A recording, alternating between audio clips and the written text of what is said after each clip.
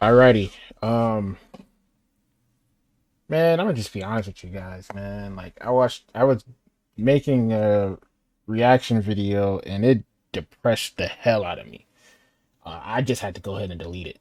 Um, but anyways, so that's why my mood might seem a little off or weird.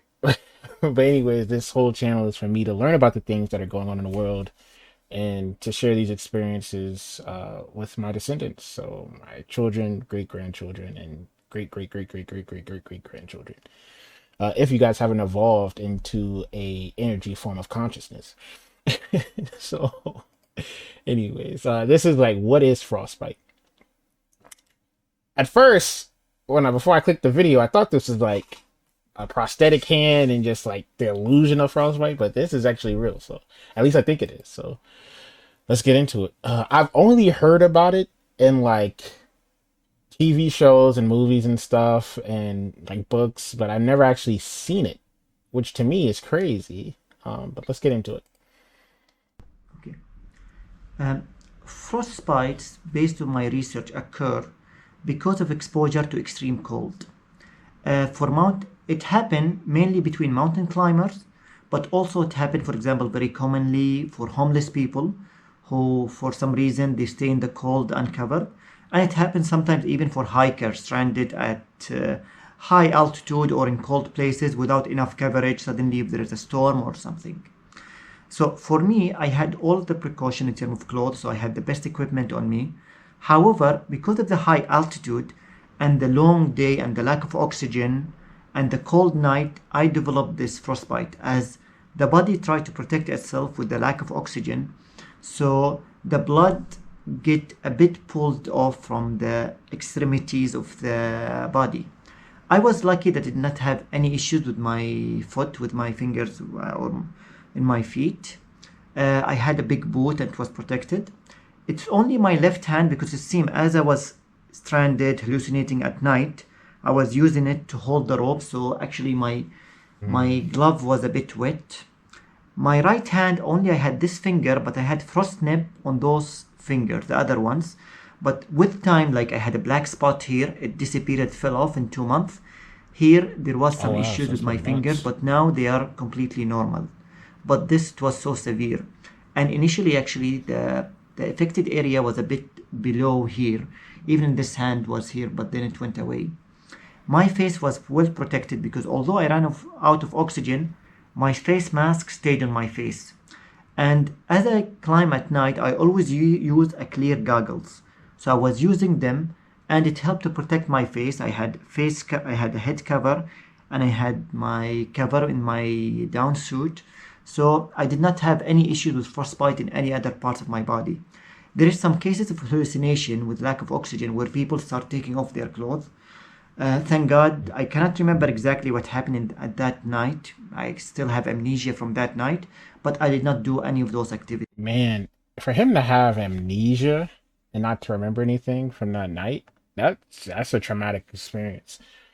And it's also crazy that so it's been months since he's had the frostbitten hands, and I'm curious if any other parts will kind of like come back together, or do they have to amputate at some point?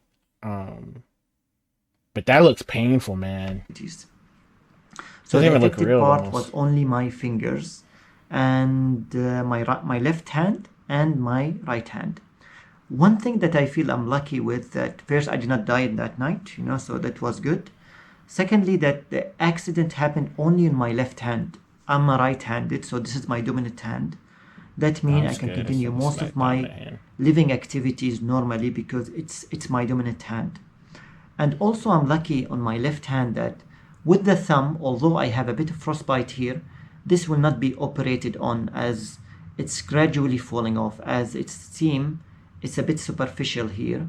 So Mm. I will not be losing this finger.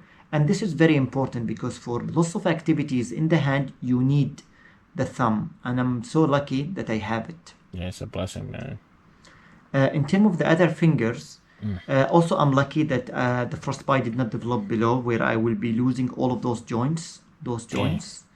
So it's only in the fingers here. And as I said, tomorrow I'm doing my amputation process or Okay, amputation so you just have to get it operation. taken off. And the discussion I had with my doctor is to try to keep as much uh, like remaining space as possible, which will help me in using like better kind of prosthetics. This is one of the reasons that the amputation process in frostbite, such as my case, is being delayed, because we try to let the body to try to heal as much as possible. And when we say to heal, the body will not be able to heal the full finger. However, it will try to heal this area, which will mean in the operation, because what will happen is Ooh. they will not cut it from here. They will start peeling the finger like an onion. And as they peel it, they will try to keep as much healthy skin as possible until they reach the narcotic skin, and there they will need to cut. And usually for amputation, they will need to cut it below the joint level here. So it's I'm he may say it later in the video or not, but I'm curious if he has like any feeling at all in the parts of the finger that are completely frostbitten. And like if it is like a painful surgery, well, I'm pretty sure he said they were gonna peel it, so I'm pretty sure he's gonna be some type of pain, and they might give him some type of anesthesia or anesthetic. Um, but I'm curious if he could like even feel anything like in the nails, like, or if it's just completely dead. about keeping as much as possible. Even 2 centimeter will be very good for the future use of prosthetics. And this is why in the past 3 months since the injury, I've been Oh, it's using been three medicines that months. increase the blood flow to my body, mainly extremities. And also I was doing hyperbaric chamber with condensed oxygen in order to increase the oxygen flow in my body. Stop. That's he seems like a really nice guy. Um, man, I kind of want to go deeper into this. Oh, this was. Oh, okay. Wait, how I got frostbite from the beginning? So this is before the uh the injury. You know what? We're just gonna go ahead and do some research on this and like figure out some more stuff and learn some more.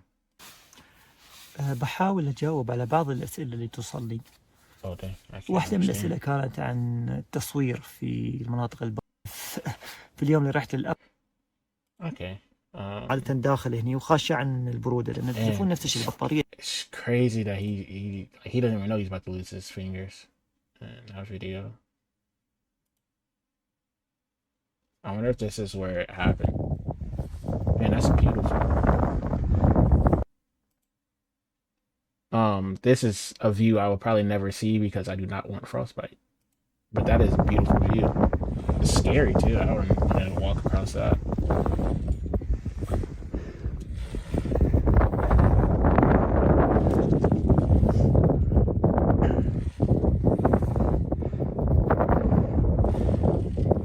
Yeah, that's so cool.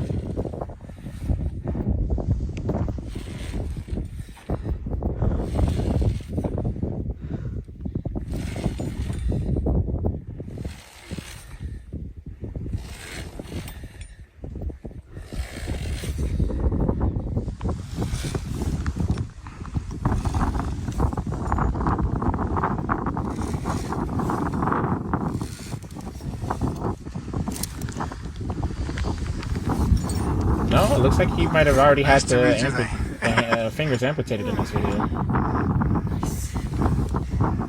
Good. Good, amazing. Man, kudos. I'm gonna mute.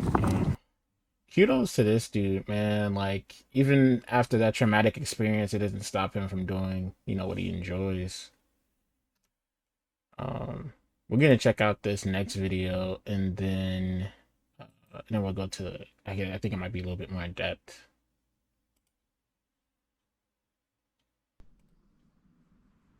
Hi, my name is Fahad, and in this video I'll be talking about my experience with frostbite. As you can see, I have a grade Oh, 3 frostbite in my hand, in my left hand. I have 3 fingers, and on my right hand I have like a part of my Hang on, I think we already. out, and I Yeah, could that's have done it crazy. without oxygen. However, because I'm Yeah. climbing K2 after that, I did not want to exhaust myself. So the Yeah, plan. yeah, we already saw that. This is quite a buzzkill for him, but it's not a problem for the Queen because she goes. Oh, dang. Sorry, that was another video I was gonna watch. Yeah, here we go. The subject of today's video is a condition which is associated with exposure to the harshest of climates. As humanity pushes the body to the extremes, or into inhospitable terrain, damage caused by the extreme cold can cause debilitating damages. Frostbite has long been a bane of under-equipped soldiers, but so too have horrific experiments being carried out on unwilling human guinea pigs by twisted scientists, eager to understand this condition at any cost. It is perhaps helpful to... Yo, alright, so when I saw this disturbing history, I was like, oh snap, this is gonna be something crazy. It's only 9 minutes. Let's see what he has start to with an say. explanation as to what frostbite is. Frostbite is the name given to the damage caused by the freezing of tissues and skin following exposure to extreme cold temperatures. It will typically affect toes, fingers, nose, ears, cheeks, and chins. Damage is usually caused when fluids in these areas begin to freeze or crystallize.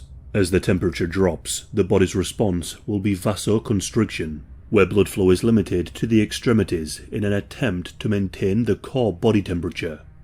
With less warm blood flowing to the extremities, there is little to prevent the formation of ice crystals in the body. It is these crystals that can damage cells, rupturing cell membranes and leading to necrosis. Severe damage will only continue as the affected areas are denied oxygen and nutrients, leading to permanent damage to muscles, nerves, blood vessels, and even bones. Frostbite can be broadly categorized into 3 types. The first is frostnip, the stage before frostbite will begin to take hold. This is where vasoconstriction will begin, leading to symptoms of pale or red skin, often with a... So I've had frostnip before. It was pretty painful. This is like when I played football in high school, and it was weird. Like it was painful, but the painful part was when, like, it was painful when I was going through it, but it was even more painful when my fingers started to heat up and get warm again. It was so painful. It hurt so bad. numbing feeling. These symptoms are superficial and will not cause any long-lasting injury to a person. That is provided that they can warm up and avoid exposure to further cold. For the next stage will take hold if no measures are taken or the exposure continues. Superficial frostbite, also known as first or second degree frostbite, symptoms include numb and swollen skin, hardened skin or clear blisters. Whilst often not causing long-term damage, patients who experience superficial frostbite may be left with a heightened sensitivity to the cold. Treatment will be relatively simple, being rewarming of the affected areas and covering the affected areas with a clean cloth. The final stage is deep frostbite, otherwise known as third or fourth degree frostbite.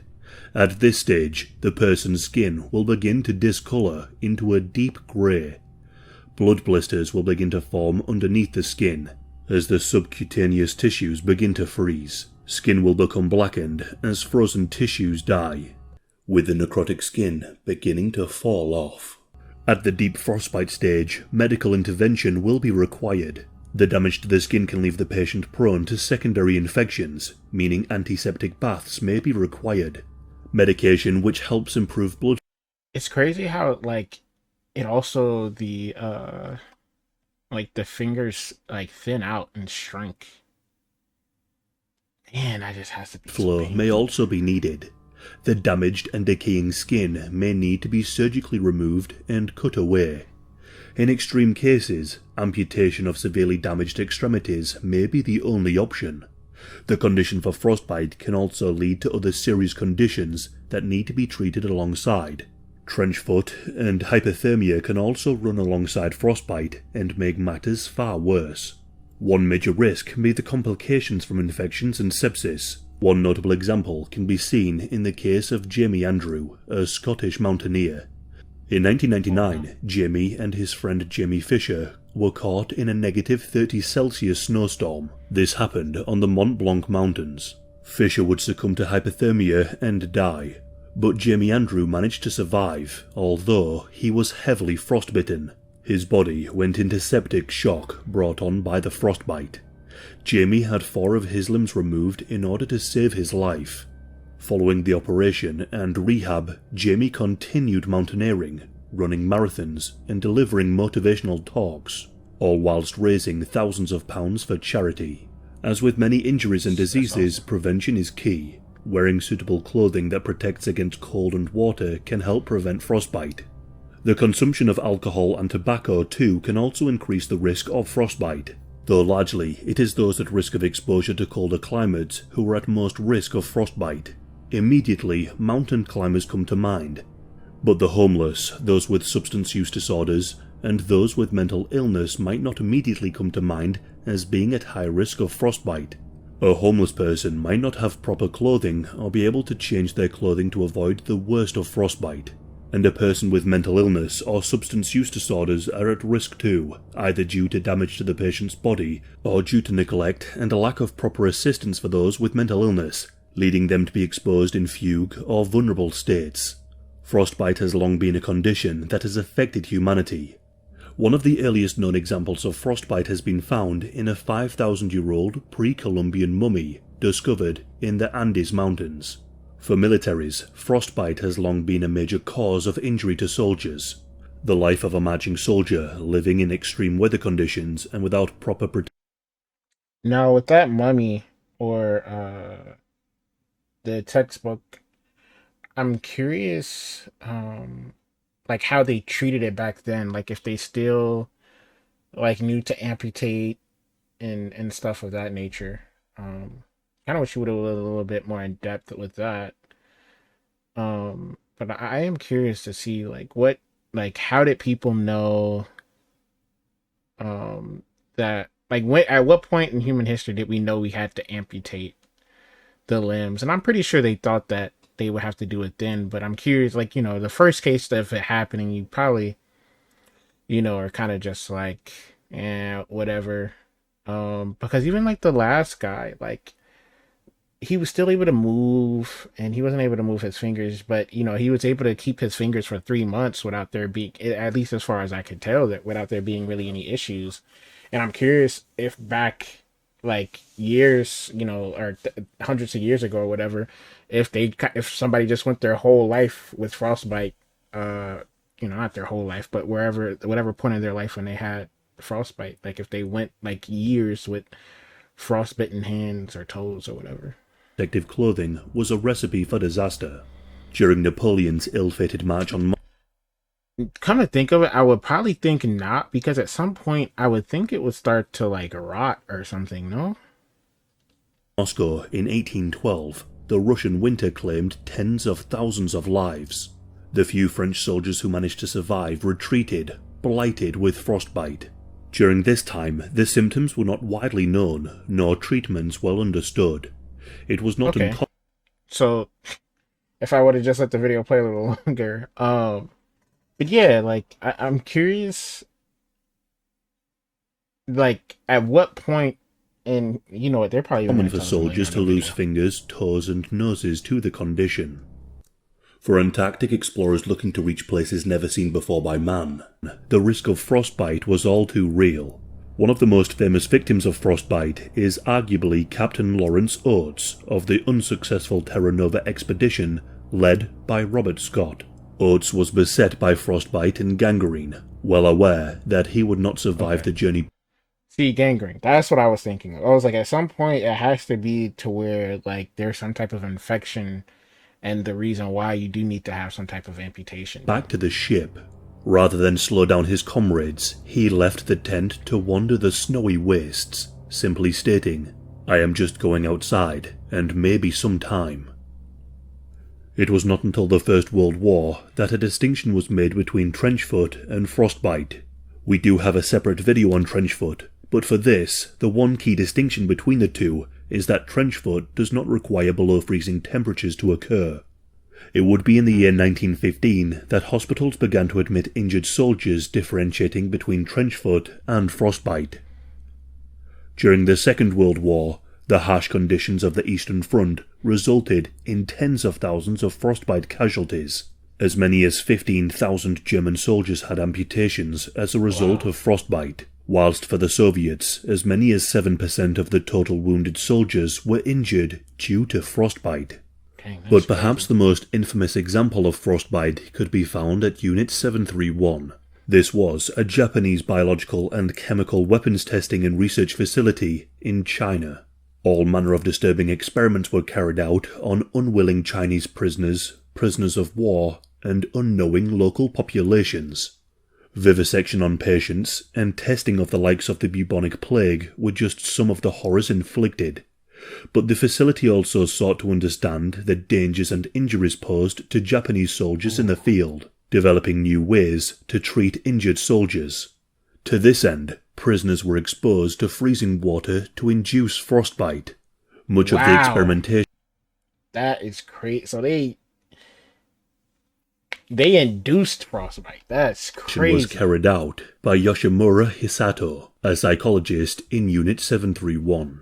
Using buckets of ice water, prisoners' limbs were submerged for minutes at a time, left out in the cold whilst freezing water was poured over them, to the point where the extremities were frozen solid. The test to check frostbite would be to strike the affected limbs with a cane, listening for a wood-on-wood sound. This would mean that the prisoner's limbs were fully frozen, and that the prisoner was ready for the final stage. All manner of different methods were carried out in an attempt to treat frostbite. Some were left to naturally thaw out, some were doused with water of various degrees, and some left near an open fire. Once the experiment was conducted, the test subjects would be executed. Their corpses would then be destroyed, and they were referred to as logs to be burned. It is thought that as many as 12,000 men, women and children were murdered in these grotesque experiments at Unit 731, in tests just like the frostbite experiments. Frostbite will undoubtedly remain at risk for those who push their bodies to the extremes, from mountain climbers to explorers in extreme cold conditions. Frostbite is a constant threat, but thankfully we have developed a decent understanding, and in some part due to the horrifying experiments at 731. It is thankfully no longer a major risk to soldiers, as it once had been. But the damage frostbite can cause will mean it remains one of the more disturbing injuries, and a constant fear of those exposed to the harshest of cold conditions.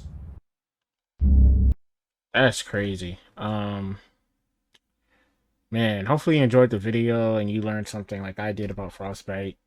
Until next time, peace. Man, even Jesus had a shooter, and God be having unbelievers that didn't mess up their demeanor. And yes, they know it's hard, they know, cause when they be up in those trenches, man, they show out. But what they do